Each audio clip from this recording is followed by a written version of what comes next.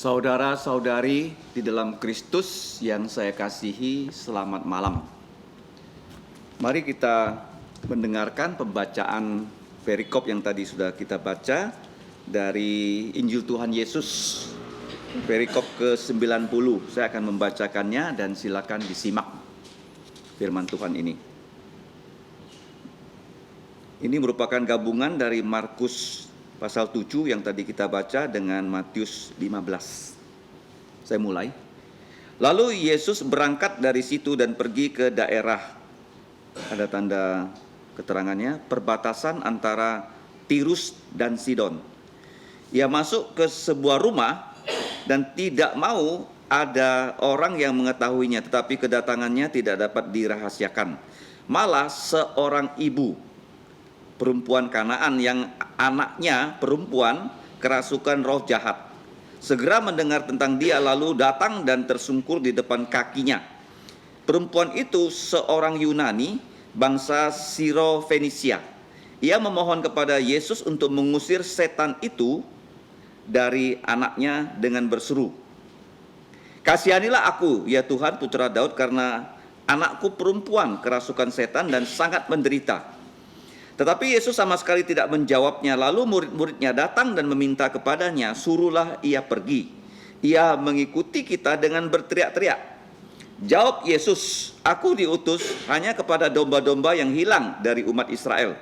Tetapi perempuan itu mendekat dan menyembah dia sambil berkata, "Tuhan, tolonglah aku." Lalu Yesus berkata kepadanya, "Hendaklah anak-anak kenyang dahulu, sebab tidak patut mengambil roti yang disediakan untuk anak-anak dan melemparkannya kepada anjing." Tetapi perempuan itu menjawab, "Benar Tuhan, tetapi anjing yang di bawah meja juga makan remah-remah yang dijatuhkan anak-anak dari meja tuannya." Maka kata Yesus atau menjawab kepada perempuan itu, "Hai ibu, besar imanmu. Karena kata-katamu itu, maka jadilah kepadamu seperti yang kau kehendaki. Pergilah sekarang, sebab setan itu sudah keluar dari anakmu." Dan seketika itu juga anaknya sembuh. Perempuan itu pulang ke rumahnya, lalu didapatinya anak itu berbaring di tempat tidur, sedang setan itu sudah keluar. Mari kita berdoa. Allah Bapa kami yang bertata kekal di dalam kerajaan sorga, pada malam ini kami mengucap terima kasih diberi kesempatan untuk merenungkan firman-Mu. Kami manusia terbatas, firman-Mu tidak terbatas, karena itu kami perlu Roh-Mu yang kudus untuk menolong kami. Ya Bapa, kami tahu bahwa Engkau ingin mengajarkan kami tentang kebenaran firman-Mu, supaya firman-Mu dapat memerdekakan kami. Demikianlah Bapa, kami berdoa hanya di dalam nama Tuhan Yesus. Amin.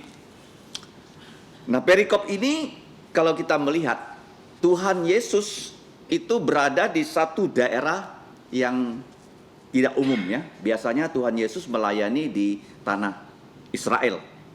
Nah, kenapa Yesus sampai di daerah luar negeri, Tirus dan Sidon? Nah, kalau kita melihat di dalam Injil Tuhan Yesus ataupun di Alkitab, ini tanah Palestina di zaman Tuhan Yesus. Tuhan Yesus tuh kalau melayani paling banyak di daerah Galilea. Kemudian dia juga melayani di Yudea, di Perea, kadang-kadang Samaria. Ini daerah luar negeri. Daerah Tirus, kemudian Sidon, di tengah-tengahnya ada Sarfat. Ini disebut daerah Fenisia, daerah Syria. Bukan daerah Israel lagi ya, daerah Syria. Nah, kenapa Tuhan Yesus sampai ke sana? Kalau kita lihat perikop sebelumnya, itu Tuhan Yesus berkonfrontasi dengan orang-orang Farisi yang mengutus utusannya untuk menyelidiki kesalahan Yesus. Waktu mereka melihat bahwa Yesus dan murid-muridnya makan tanpa mencuci tangan, mereka mengatakan itu melanggar tradisi dari nenek moyang. Dan Yesus mengatakan pada minggu yang lalu sudah kita pelajari bahwa yang masuk ke dalam tubuh makanan ini khususnya makanan tidak membuat manusia itu kotor. Makanan itu tidak ada yang namanya halal dan haram. Yang ada itu kotor dan bersih. Ingat baik-baik ya. Kemudian Yesus mengatakan yang keluar dari dalam lubuk jantung itulah yang membuat manusia kotor. Dia mengatakan ada 14 hal ya. Kalau bahasa Indonesia hanya mencantumkan 13 item. Tapi dalam bahasa Inggrisnya, bahasa aslinya ada 14. Dimulai dengan pikiran jahat, ya. Dalam setara sering disinggung dengan singkatan, ya, yang gampang diingat, picacu. Pi, pikiran jahat, ca, cabul, cu, curi. 3 hal. Kemudian sumbu jira, sumpah palsu, bu, bunuh. Kemudian ji, jina, rarakus, jalinari, ya. Jahat.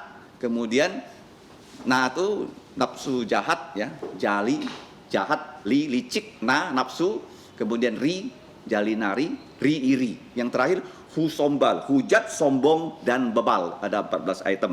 Nah, kemudian Yesus, ya, yang mendapatkan konfrontasi seperti itu, akhirnya dia menyingkir, membawa murid-muridnya retreat, ya. Kalau kita zaman sekarang ada camp, ya. Ada camp, ada retreat. Dengan murid-muridnya menyingkir ke daerah luar negeri yang dekat dengan daerah Galilea. Yesus masuk ke satu rumah. Biasanya Yesus masuk ke dalam sinagog untuk mengajar, ya. Tapi ini masuk dalam satu rumah, bahkan dikatakan tidak mau ada orang yang mengetahuinya, tetapi kedatangannya tidak dapat dirahasiakan. Kalau Yesus, ya, bergerak di seluruh Israel, kemana-mana itu selalu diikuti oleh manusia yang berbondong-bondong. Dan tidak ada orang di muka bumi ini yang sepopuler Yesus, gak ada. Dan Yesus itu populer dari awal sampai akhir. Kalau zaman sekarang orang populer, kalau umurnya sudah tua, dia tidak jadi populer lagi. Orang gak kenal dia lagi. Zaman dulu, ya, waktu saya masih muda, ada pelawak namanya Ateng, ada Iskak, dan sebagainya. Kalau sekarang mana ada orang tahu siapa mereka, karena sudah surut. Kalau Yesus tuh dari dia mulai melayani sampai dia mati, sampai dia naik ke sorga, dia dicari-cari oleh orang. Nah, tidak pernah kehilangan popularitasnya. Tetapi dia nggak mau, ya, hidup berdasarkan popularitas. Dia menyingkir. Kenapa dia menyingkir? Dia ingin membawa murid-muridnya belajar.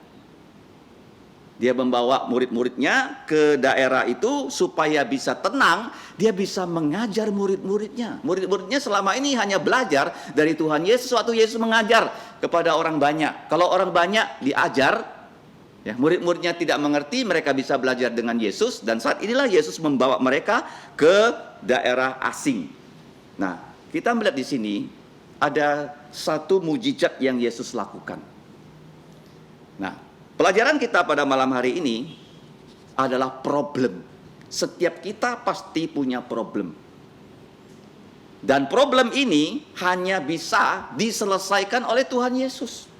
Kalau orang sakit mencari dokter, Tuhan bisa menyembuhkan orang sakit dengan dokter. Tetapi yang satu ini, kita bersyukur ibu ini tahu bahwa putrinya yang masih muda itu sakit bukan karena virus, bukan karena bakteri atau kuman-kuman, tapi sakit ini karena apa?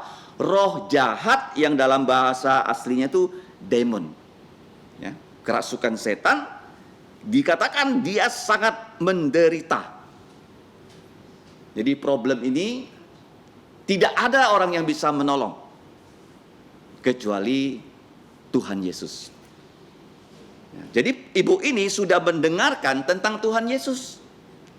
Dan kalau kita lihat, dia menyapa Tuhan Yesus di Injil Matius dengan sapaan yang pas. Kasihanilah aku, ya Tuhan, putra Daud. Orang asing ini kenal siapa Yesus. Dan kita melihat waktu Yesus datang ke daerah itu, dia cepat-cepat, ya, datang kepada Yesus. Dan dengan sikap yang bagus, dia tersungkur di depan kaki Yesus. Jadi problem manusia itu penyelesaian di sini hanya melalui Tuhan Yesus. Dia tahu, ya, bahwa cari dokter nggak ada gunanya, ya, beli obat nggak ada gunanya. Dia tahu hanya Yesus yang bisa mengusir setan. Nah, kita lihat waktu perempuan ini datang ke hadapan Yesus, dia langsung memohon. Ya, permohonannya itu singkat sekali loh. Kasihanilah aku, ya Tuhan, putra Daud. Kenapa perlu dikasihani? Karena putriku yang masih kecil kerasukan setan dan sangat menderita. Nah, kenapa setan itu merasuki manusia? Kalau kita membaca koran atau berita, kadang-kadang di Indonesia orang-orang dirasuki oleh setan. Nah, kenapa setan merasuki manusia? Karena setan lebih berkuasa daripada manusia. Dia lebih kuat daripada manusia loh. Kalau dia tidak lebih kuat daripada manusia, manusia nggak bisa dirasuki oleh setan. Manusia nggak bisa merasuki setan loh. Bisa nggak? Ada nggak disebut setan kerasukan manusia? Nggak ada. Karena setan sudah mengalahkan Adam. Dan setiap kita itu, kalau setan mau merasuki orang itu, ya orang itu kerasukan loh. Kalau dia tidak percaya Yesus loh. Nah, kita lihat di sini, waktu dia mencari Yesus, problem manusia ini menjadi terbuka. Waktu dia mohon pada Yesus, permohonannya itu saya rasa disampaikan dengan suara keras. Ya Tuhan, Putra Daud, tolonglah aku. Kalau kamu lihat ya, di dalam bahasa berikutnya, Tuhan tolonglah aku. Bahkan murid-murid mengatakan dia berteriak-teriak loh. Jadi problem dia itu disampaikan secara terbuka. Jadi semua orang tahu kenapa perempuan ini datang di hadapan Yesus berteriak-teriak. Perempuan kalau berteriak-teriak enggak sopan bukan? Kemarin kan waktu Joshua mati, mamanya kan teriak-teriak kan? Dan videonya jadi viral kan? Histeris. Jadi waktu dia berteriak-teriak begitu, kamu lihat ya, problem manusia, kalau diketahui manusia, manusia punya pikiran bagaimana menyelesaikannya. Murid-muridnya kamu lihat apa? Solusi dari murid. Mereka bilang sama Tuhan Yesus di Injil Matius pasal 15, suruh dia pergi. Sadis nggak ya? Suruh dia pergi loh.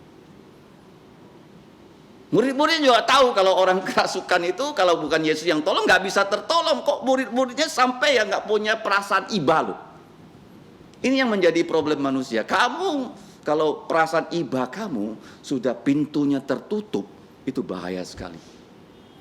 Mereka nggak kasihan sama ibunya, putrinya yang kerasukan. Dan murid-murid harus tahu ya, putrinya ini kalau nggak ditolong oleh Tuhan Yesus, nggak mungkin ya setannya itu pergi. Malah ini setannya bukannya mau diusir, tapi ibu ini yang mau diusir. Karena mereka merasa terganggu acara camp mereka kan. Coba kamu bayangkan ya, tiba-tiba di tengah kebaktian ini ada seorang datang berteriak-teriak di sini. Dan Yesus ada di sini minta tolong. Kita bilang usir aja dia. Nah, murid-muridnya seperti itu. Tetapi Yesus memberikan jawaban setelah murid-muridnya memberikan alternatif. Nah, Tuhan Yesus tuh sengaja memberikan satu situasi supaya murid-muridnya tuh punya respon yang salah. Kenapa begitu? Supaya kita bisa belajar dari kesalahan. Ya, kita manusia jangan takut salah. Ada orang ya takut salah sehingga dia tidak berani berbuat sesuatu. Murid-muridnya ini sengaja ya diizinkan Yesus melakukan kesalahan supaya Yesus bisa melakukan koreksi. Itu tujuannya dari firman Tuhan. Ya, kalau kita membaca firman Tuhan, kita tahu kita salah dan kita dikoreksi. Dan waktu Yesus membuka mulutnya, kata-kata Yesus pun ya bukan langsung bisa menolong perempuan itu. Dia mengatakan, aku diutus hanya kepada domba-domba yang hilang dari umat Israel. Memang Tuhan Yesus waktu dia melayani 3,5 tahun di muka bumi ini, konsentrasi utamanya itu tadi saya sudah katakan daerah Galilea, Perea, Yudea, dan kadang-kadang Samaria. Itu daerah tanah perjanjian. Nah, tetapi perempuan itu kemudian doanya singkat, doanya serius, doanya sungguh-sungguh. Dia tidak pergi loh. Perempuan itu malah sekarang mendekat pada Yesus. Dan dia menyembah Yesus dan dia berkata lagi loh, Tuhan, tolonglah aku. Doanya singkat bukan?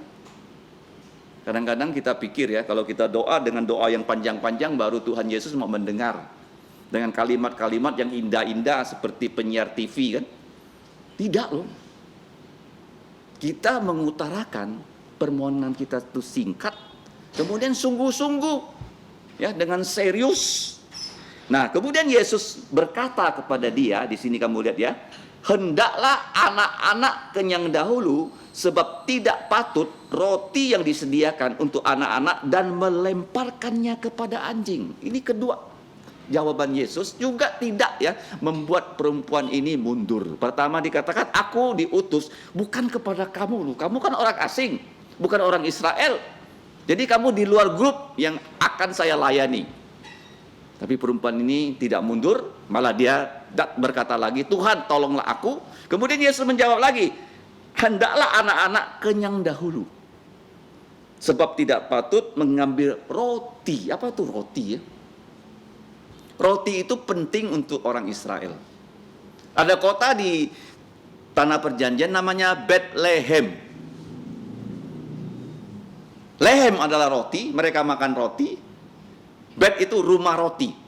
Yesus lahir di rumah roti. Apa itu roti? Roti itu artinya Allah memberikan kepada kita setiap hari apa yang kita perlukan. Namanya mana. Selama 40 tahun orang Israel itu makan mana yang diturunkan dari langit. Dari hari yang pertama sampai hari ke-6. Setiap pagi mananya turun, ambil. Itu roti. Roti artinya adalah berkat Allah kepada orang-orang Israel. Bisa berkat jasmani, terutama berkat rohani. Jadi orang Israel itu akan diselamatkan Yesus dulu loh. Baru nanti orang Israel yang selamat ya diutus ya ke seluruh dunia untuk menyelamatkan orang-orang yang bukan Israel. Jadi roti ini Tuhan sediakan kepada orang Israel lebih dahulu, dan tidak boleh pada saat itu melemparkan roti itu kepada anjing. Sepertinya kata-kata Tuhan Yesus kurang sopan ya. Masa mengatakan orang itu anjing? Ya, saya ingat zaman dulu ya, ada orang di Indonesia kalau dia ketemu orang Tionghoa, babi kau. Kata kita makan babi. Atau anjing kau gitu. Kira-kira begitu.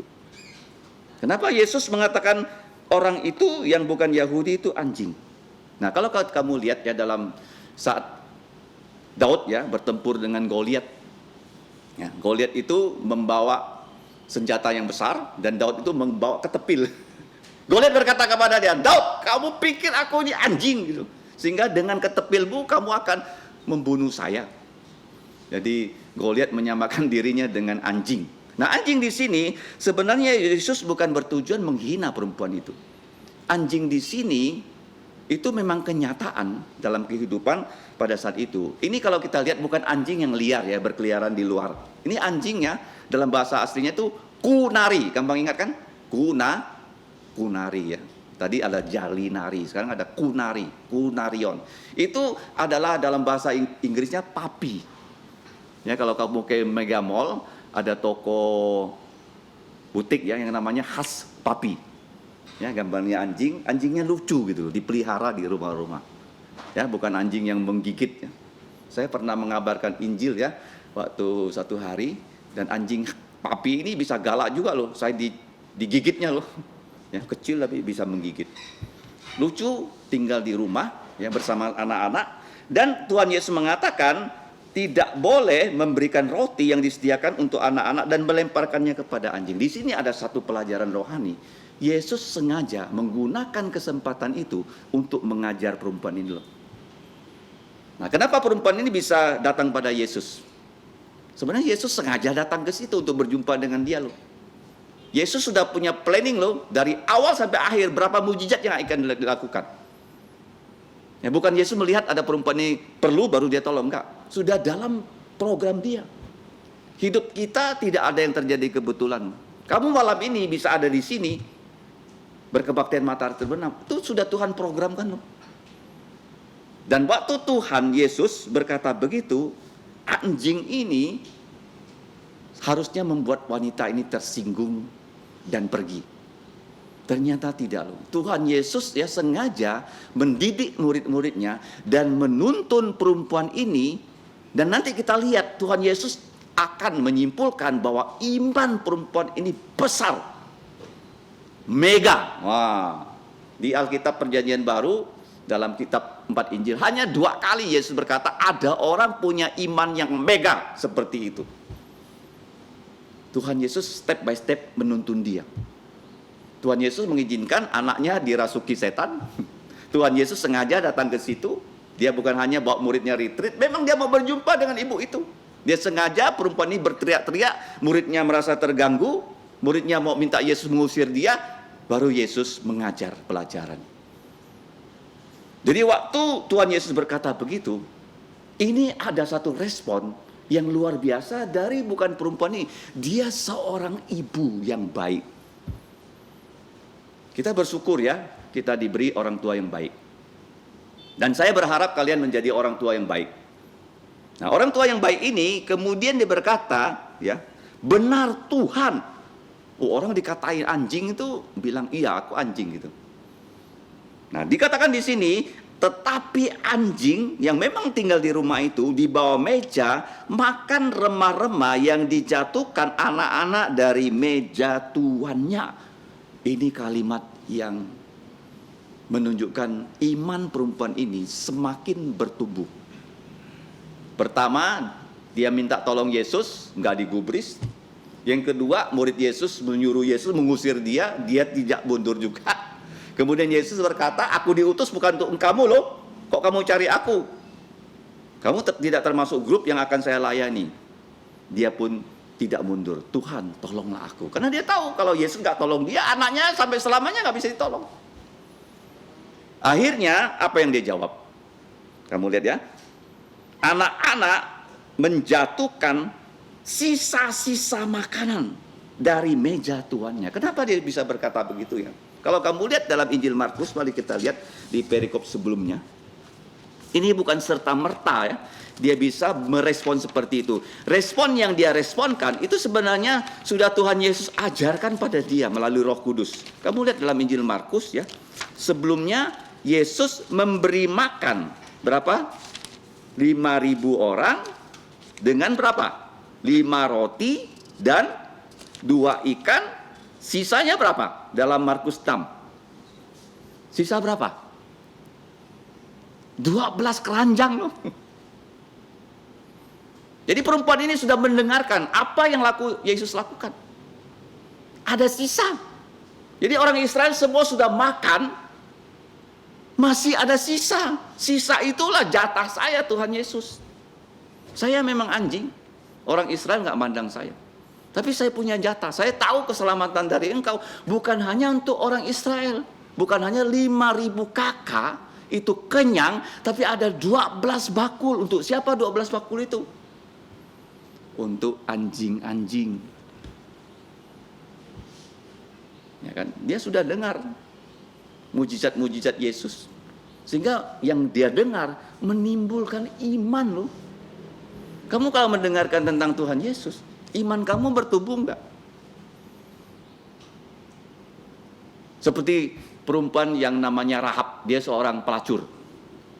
Dia mendengarkan orang Israel itu dipakai oleh Tuhan untuk menaklukkan Mesir, menaklukkan begitu banyak orang Kanaan. Waktu 2 pengintai datang, dia minta tolong. Kalau kota ini runtuh, ingatlah rumah bapakku. Dia percaya pada Allah Israel. Dan ibu ini, ibu dari seorang putri, dia percaya pada Yesus. Dan dia bisa mengatakan apa yang Yesus sudah lakukan.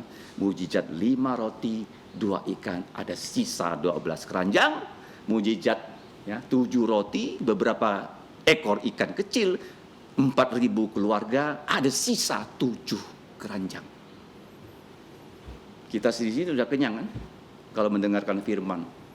Kalau kamu dengarkan firman, kamu nggak kenyang, ada sesuatu yang tidak bagus dalam rohani kamu. Tapi kalau kamu sudah dengarkan firman, ada sisanya dikemanakan, dibawa pulang. Keluarga kamu yang belum tahu, kamu kasih tahu. Bapak kamu belum tahu tentang Yesus, kamu kasih tahu. Sehingga kalau kita lihat respon dari perempuan ini, remah-remah, 12 keranjang, 7 keranjang, itu untuk saya loh Tuhan Yesus. Dan Tuhan Yesus bilang sama dia apa? Maka Yesus menjawab perempuan itu, hai ibu, besar imanmu. Iman yang besar bukan hanya untuk diri sendiri, tapi bisa untuk keluarganya. Dan Yesus step by step loh mendidik imannya loh. Sengaja waktu dia datang tidak dilayani, bilang kamu bukan orang yang harus saya layani. Kemudian dia izinkan juga muridnya mengusir dia. Dan ibunya diberi ya iman yang bertahan. Dan Yesus bilang sama dia, anak-anak rotinya nggak boleh kasih anjing. Nah dia jawab, dan sekarang Yesus bilang, hai ibu besar imanmu. Nah dalam Injil Tuhan Yesus, kata besar iman hanya pernah Tuhan Yesus pakai untuk dua orang asing. Yang pertama adalah seorang pejabat istana. Kalau kamu baca Matius 8. Budaknya sakit, dia minta Yesus tidak usah datang ke rumahnya, hanya ngomong, budaknya akan sembuh. Dia bilang dia tak layak menerima Yesus di rumahnya. Dia mengatakan, saya nih bos, di bawah saya ada anak buah saya suruh, dia pasti pergi. Yesus, engkau bos tuh, tinggal engkau perintah, aku enggak perlu datang ke rumah saya. Yesus bilang, di Israel gak ada iman seperti ini. Kenapa ada iman besar, iman kecil? Nah kenapa iman kita disebut kecil? Murid-murid Yesus pernah disebut imannya kecil. Kalau kamu lihat ya, iman yang kecil itu khawatir. Dalam Matius 6:30. Coba kita baca. Kenapa iman kita kecil? Kalau kita sampai gak yakin, besok mau makan apa, besok mau pakai apa. Orang Kristen tuh gak boleh ya khawatir. Karena kita semua yang kita perlukan sudah Tuhan sediakan. Iman kecil kalau kita khawatir. Matius 6:30. Jadi jika demikian Allah mendandani rumput di ladang yang hari ini ada dan besok dibuang ke dalam api, tidakkah ia akan terlebih lagi mendandani kamu, hai orang yang imannya kecil. Jadi kalau kamu ya mengatakan kamu punya iman, jangan lagi takut tidak punya makan, tidak punya pakaian. Tuhan pasti sediakan. Nah, kesaksian dari putri sulung saya, Yunis, dia merantau ya ke Jerman. Pada tahap awal itu biaya hidupnya ditanggung oleh adik istri saya yang bernama Esther. Tetapi satu saat dia mengatakan, tidak perlu lagi saya disupport duit. Jadi dia mulai cari kerja. Kerjanya itu berat, sampai sekarang masih berat loh. Dia mengatakan sekarang dia kerja, satu hari di toko, dia harus jalan 13 kilometer. Berat nggak?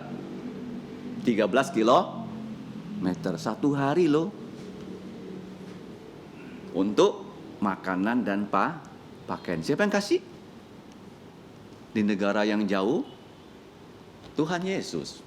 Ingat baik-baik ya, jangan kamu khawatir apa yang kamu makan, apa yang kamu pakai. Dan jangan kamu khawatir mau menikah dengan siapa. Nanti sembarangan nikah dengan orang tak percaya, kacau nanti. Ya. Yang kedua, yang kecil. Coba lihat referensi berikutnya. Waktu ada bahaya. Sama itu di Matius 8. Ya. Ayat 26. Dia berkata kepada mereka, mengapa kamu takut? Hai kamu semua yang kurang percaya. Dalam bahaya. Waktu kita mau makan, Tuhan kasih makan. Waktu kita mau pakaian, Tuhan kasih pakaian. Itu belum cukup loh. Tuhan akan melindungi kita dalam bahaya. Hidup ini memang tidak aman-aman saja loh. Kesaksian kami kemarin. Jadi waktu kami pulang dari Singkawang, jam 2 kami mulai berangkat menuju ke rumah dari adik bapak saya untuk membesuk dia. Dan selalu waktu membesuk, selesai membesuk, bapak saya akan berdoa untuk dia dan kami ingatkan dia, percaya Yesus mendapat hidup kekal. Umurnya sudah 80. Dia tinggal dengan putrinya yang Down syndrome. Dia nggak bisa kemana-mana untuk menjaga putrinya. Jadi dari situ kami berangkat menunggu hujan, jam 3 baru hujannya mulai kelihatan agak reda, masih hujan. Masuk ke mobil dan celana saya basah. Kami dari daerah itu, ya, SMA Negeri 9 kalau nggak salah, di kota Singkawang, menuju ke Pasir Panjang. Terjadi banjir yang besar sekali. Dan mobil yang kami tumpangi 8 orang, itu terendam banjir dan tiba-tiba indikator mesinnya itu tanda bahaya. Saya langsung berhenti dan memang terdengar ada bagian yang lepas ya dari bawah mesin dan menghantam jalan, sehingga waktu saya mengendarai mobil itu terasa sekali tuh. Dan waktu saya berhenti memang ada yang lepas. Dan saya matikan mesin. Dan ternyata mobilnya berasap. Kalau mobil berasap tuh bahaya, bisa terbakar loh. Satu mobil terbakar, semua penumpang bisa mati di dalamnya. Jadi waktu saya buka kapnya, ternyata radiatornya kena air. Dan indikator mesin masih tetap menyala. Dan keluarga saya mencari-cari tahu di internet apa yang terjadi. Tapi Tuhan mengutus satu orang, dia membantu saya loh. Di tengah jalan itu, dia kerja di bengkel, tapi waktu itu memang banyak orang ya yang lalu lalang, dia datang. Dia bilang, coba saya lepas tuh kapnya. Dia lepaskan. Begitu saya dapatkan kapnya, saya simpan ke tengah-tengah mobil, karena di belakang bagasinya sudah penuh. Kemudian menunggu, setelah agak reda, kami memberanikan diri pelan-pelan jalan. Nah, sampai di daerah Pasir Panjang masih macet, karena macetnya lama, mesin dimatikan dan dihidupkan. Jadi saya nggak berani mesinnya hidup terus. Jadi saya berhenti, mesin saya matikan. Mau jalan lagi, mesin saya hidupkan. Tuhan menolong sampai ya beberapa kali saya mati hidupkan mesin. Ternyata begitu dihidupkan lagi, indikator bahaya sudah hilang. Sudah hilang. Mungkin sudah lepas dari 30 menit dan sebagainya, kita nggak tahu. Jadi kami bersyukur ya, dalam 6 jam dari Singkawang sampai Pontianak, hujan sepanjang jalan. Nggak bisa kecepatannya tinggi, paling-paling 50-60, bahaya sekali. Dan saya pada hari itu membawa mobil kira-kira 12 jam, dari jam 9 pagi sampai jam 9 malam. Dan pada hari ini kami bisa bertemu sekeluarga di kebaktian dan sekarang itu karena anugerah Tuhan. Tuhan memelihara kita dalam bahaya. Jangan kita tidak percaya. Jadi ada dua hal ini yang saya sampaikan dari beberapa hal kenapa iman kita kecil ya. Jangan sampai kita imannya kecil karena kita khawatir. Jangan sampai kita tidak percaya Tuhan menolong kita dalam bahaya. Yang terakhir, jangan sampai iman kita itu tetap kecil karena kita tidak belajar firman. Kita tidak belajar firman. Kenapa perempuan itu imannya bertumbuh? Karena dia mendengarkan mujizat-mujizat Yesus. Dan saya percaya karena 5.000 orang dikenyangkan dan dia mengatakan ada sisa. Sayalah yang mendapat jatah dari sisa. Jadi kalau kamu mendengarkan firman, pasti iman kamu bertumbuh. Kemudian dia mendapatkan suatu berkat dari Tuhan Yesus. Jadilah kepadamu seperti yang kau kehendaki, pergilah sekarang sebab setan itu sudah aku usir dari anakmu. Ini penting sekali. Kita minta Yesus menjadikan kita sebagai orang tua yang bisa menolong keluarga kita. Nah, setan ini bukan hanya diusir ya dari lubuk jantung anak perempuan itu, tetapi saya percaya anak ini akhirnya percaya pada Yesus seperti ibunya. Ini penting sekali. Karena bisa saja setan itu diusir Yesus, tapi orang itu tidak percaya Yesus, nanti setan itu balik lagi. Bukan hanya satu setan, 7 setan Tuhan Yesus bilang. Jadi setan hanya bisa merasuki orang yang di dalam lubuk jantungnya tidak ada Yesus. Kenapa setan merasuki anak ini? Karena anak ini belum percaya Yesus. Ibunya sudah percaya Yesus. Paham nggak pelajarannya? Kenapa anak kecil ini dirasuki setan? Karena dia belum percaya Yesus. Kalau kamu sudah percaya Yesus, saya sudah percaya Yesus, setan nggak bisa merasuki kita loh. Setan hanya bisa menggoda. Jadi saya percaya setelah anak ini setannya diusir, ibunya pulang. Dia cerita sama anak perempuannya yang sudah berbaring tenang tentang Yesus. Dan Yesus sekarang berada dalam lubuk jantung anak kecil ini. Dan akhirnya setan tidak bisa lagi masuk. Ya, zaman sekarang banyak orang mengusir setan. Dalam kebaktian saja, dalam nama Yesus, aku tengking setan keluar dari sini. Setannya nggak nampak. Kamu tengking-tengking dia. Tiap kali ada kebaktian, nama setan disebut-sebut loh. Kelihatan nggak setan sekarang? Gimana kamu nengking dia? Nah, sekarang kan gereja seringkali begitu. Bagaimana cara mengusir setan? Kabarkan Yesus, orang itu terima Yesus, setan pasti tidak bisa merasuki orang itu. Jadi kita berdoa supaya kita menjadi orang tua yang bisa membawa seluruh keluarga kita percaya Yesus. Kalau enggak ada gunanya. Dan kita juga berdoa sebagai orang yang lebih tua bisa mendidik anak yang lebih kecil supaya mereka percaya Yesus. Nah, seperti di gereja kita selalu ya diberi kesempatan untuk melayani. Periode lalu Alfio selalu menjemput Devin, Atan. Nah, mereka sekarang melayani di gereja rumah di Jalan Parit nomor 2. Tuhan kirim Nathan melayani 2 anak. Jadi yang tua harus membantu yang kecil, yang kuat membantu yang lemah. Itulah kehidupan yang Yesus ajarkan di sini. Ibu ini membantu putrinya sehingga putrinya bukan hanya setan dikeluarkan loh. Itu sementara. Yang paling penting Yesus harus masuk dalam kehidupan dari anak kecil itu. Pertanyaan sekarang, kamu sudah sering ke kebaktian matahari terbenam? Sudah belum Yesus masuk dalam lubuk jantung kamu? Ya.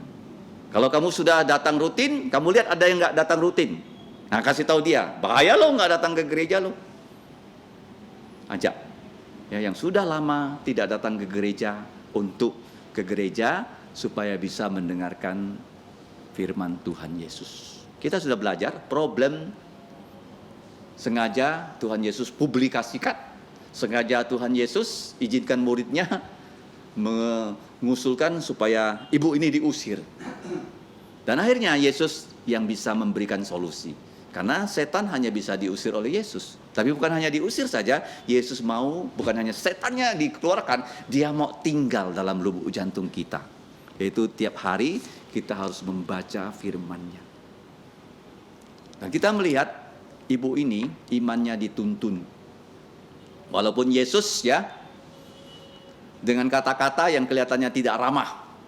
Kamu cari aku, kamu bukan orang yang aku cari. Prioritas pada saat ini. Tapi dia tidak mundur. Dan bahkan Yesus mengatakan, anak-anak dan anjing, kamu seperti anjing. Tapi dia ingat, Yesus waktu memberi makan 5.000 keluarga, ada sisa 12 pakul. Untuk apa tuh 12 pakul? Ya untuk anjing-anjing lah. Kayak kita ini, orang tak bersunat tuh anjing. Jadi orang Yahudi diselamatkan, supaya kita yang tidak bersunat anjing-anjing bisa mendapatkan remah-remah. Kamu tahu nggak keselamatan kita itu atas pengabaran Injil orang yang bersama Rasul Paulus. Dia membawa Injil ke barat, dari barat dibawa ke timur lagi. Jadi Yahudi diselamatkan untuk menyelamatkan orang tak bersunat. Dan sekarang juga ya, sebagai orang yang sudah dewasa, kita mau membantu orang yang lebih muda. Sebagai ibu, kita bisa membantu keluarga kita supaya semua anggota keluarga kita percaya Tuhan Yesus. Mari kita berdoa. Bapa kami di surga, kami mengucap syukur untuk Tuhan Yesus putramu yang telah menjelma menjadi manusia, putra Daud Mesias, nabi kami, imam kami, dan raja kami. Kami mengucap syukur Tuhan Yesus selalu bersedia menolong kami, apapun problema kami. Kami datang padamu ya Bapa, mohon kau menyelesaikan problem-problem kami, khususnya problem rohani kami. Agar kami mau menjadi ibu ini yang imannya bertumbuh, karena firman-Mu ia percayai. Ya Bapa, kami serahkan kehidupan kami ke dalam pimpinan-Mu. Kami banyak kali melakukan hal-hal yang tidak Engkau perkenankan. Karena itu ampunilah dosa kami.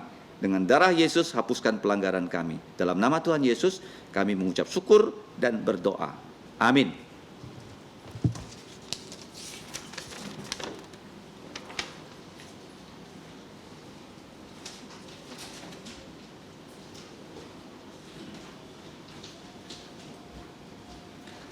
Mari kita bangkit berdiri, pujian kita yang terakhir yaitu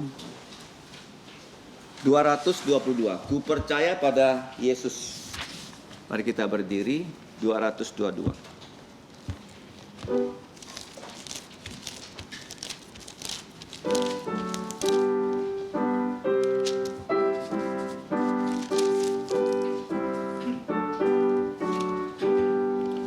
Ku percaya pada Yesus dan firman-Nya yang bakal.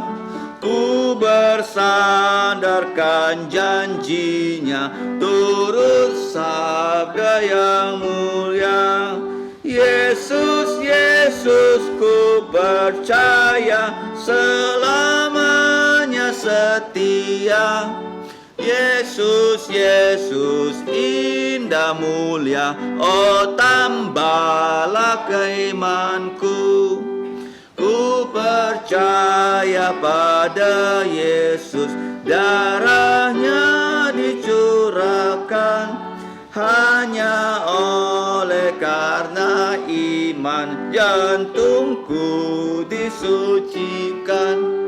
Yesus, Yesus, ku percaya, selamanya setia. Yesus, Yesus, indah mulia, oh tambahlah imanku. Ku percaya pada Yesus, rela sangkal diriku, hanya mendapatkan Yesus, bahagialah hidupku. Yesus, Yesus, ku percaya, selamanya setia. Yesus, Yesus, indah mulia, oh tambahlah imanku. Mari kita berdoa. Allah Bapa kami yang mengasihi dan menyelamatkan kami melalui Tuhan Yesus, kami kembali pada penghujung kebaktian ini datang mengucap terima kasih pada Engkau. Karena melalui Tuhan Yesus Engkau telah mendirikan gereja-gerejamu di muka bumi, mulai dari Yerusalem sampai ke ujung bumi. Bahkan di Sungai Dalam ini, gerejamu dapat menyelenggarakan kebaktian matahari terbenam dari minggu ke minggu. Kami mengucap syukur ya Bapa, ini adalah minggu yang terakhir di bulan ke-8. Kami serahkan kehidupan kami, karena kami sebentar lagi akan meninggalkan ruang kebaktian ini. Kami akan kembali ke rumah kami masing-masing. Pertolongan-Mu senantiasa kami tunggu. Kami percaya Engkau selalu mau menolong kami. Seperti Engkau telah menolong ibu, orang asing, orang Yunani dari daerah luar negeri. Kami serahkan hidup kami ya Bapa, baik anak-anak sekolah minggu, dan juga untuk yang sudah bekerja, dan juga ibu-ibu rumah tangga, bahkan untuk kami yang melayani Engkau. Kiranya Bapa, firman Tuhan Yesus selalu tinggal dalam lubuk jantung kami, sehingga kami bisa bersaksi tentang iman kami yang ditumbuhkan oleh Yesus semakin hari, semakin kuat, semakin teguh. Karena kami mau ya Bapa membawa orang-orang di sekitar kami untuk percaya pada Yesus. Bukan hanya problem mereka diselesaikan, tapi Yesus menjadi juru selamat dan Tuhan kami. Karena Tuhan Yesus akan segera datang untuk kedua kali. Karena Engkaulah Bapa yang mempunyai kerajaan dan kuasa dan kemuliaan sampai selama-lamanya. Di dalam nama Tuhan Yesus kami mengucap syukur dan berdoa. Amin. Amin. Amin. Amin.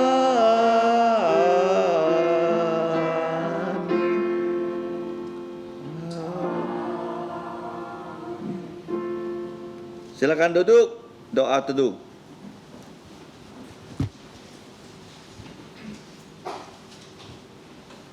Tuhanmu memberkatimu dan melindungimu.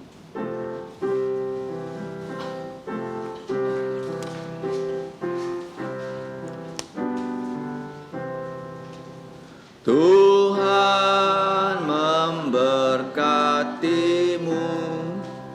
Tuhan